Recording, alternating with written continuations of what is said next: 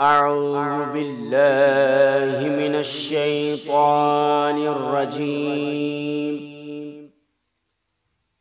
بسم الله الرحمن الرحيم.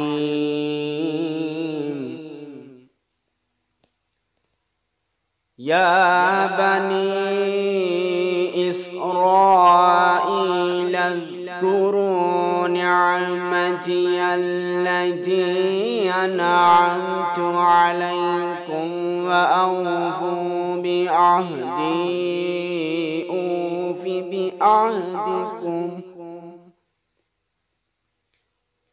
وإياي فارهبون.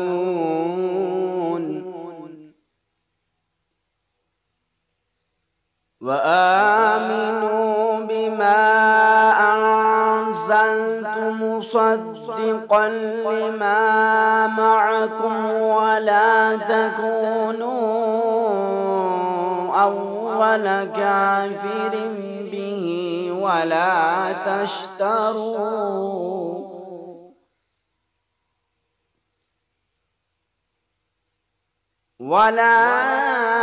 تشتروا بآياتي ثمنا قليلا وإياي فاتقون.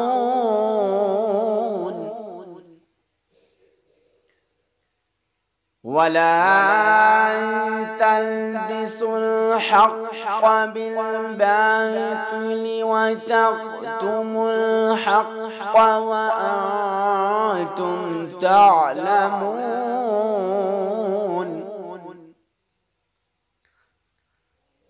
وأقيموا الصلاة وآتوا الزكاة واركعوا مع الراكعين.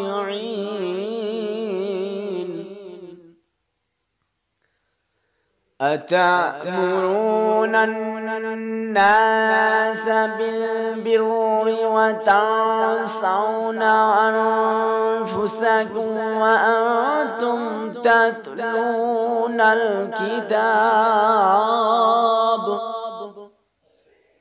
أفلا تعقلون. واستعينوا بالصبر والصلاة وإنها لكبيرة إلا على الخاشعين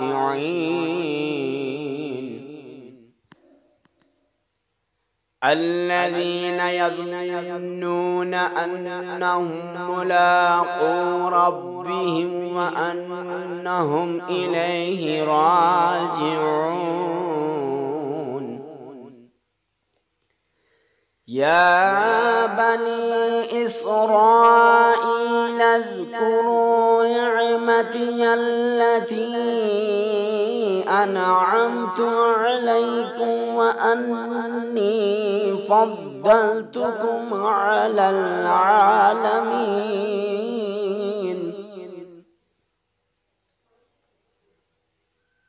واتقوا يوما لا تجزي نفس عن نفس شيئا ولا يقبل منها شفاعة ولا يؤخذ